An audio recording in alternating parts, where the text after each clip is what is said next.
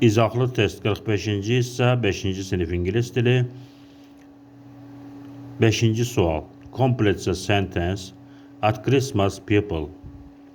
Milad bayramında insanlar. Go to work A bəndində işə gedirlər, səhvdir. C bəndində don't decorate their house, ev evlərini bəzəmirlər, bu da səhvdir. D bəndində celebrate Mother's Day, analar gününü qeyd edirlər, bu da səhvdir. B bəndində isə send cards to each other.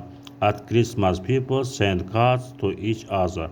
Milad bayramında insanlar bir-birinə açıqcalar göndərirlər. B bəndi doğru cavabdır.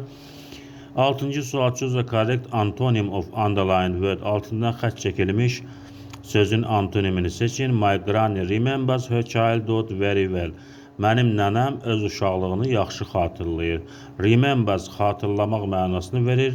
Onun antonimi tells. B bəndində tells demək, söyləmək deyil, doğru deyil. C bəndində speaks danışmaq doğru deyil. D bəndində allows icazə vermək, bu da doğru deyil. A bəndi forgets unutmaq. Remember'in antonimi forget'tir. Remember xatırlamaq, forget isə unutmaq mənasını verir. A bəndi doğru cavabdır.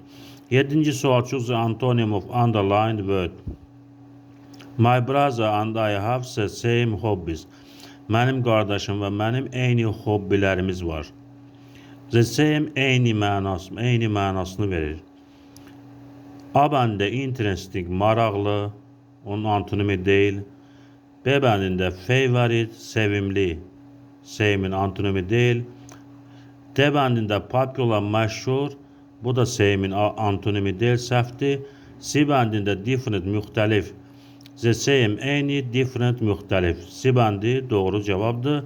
8-9 sualların cavablarını şərhlərdə videonun altında yaza bilərsiniz. Videonu bəyənib kanala abunə olmağı unutmayın.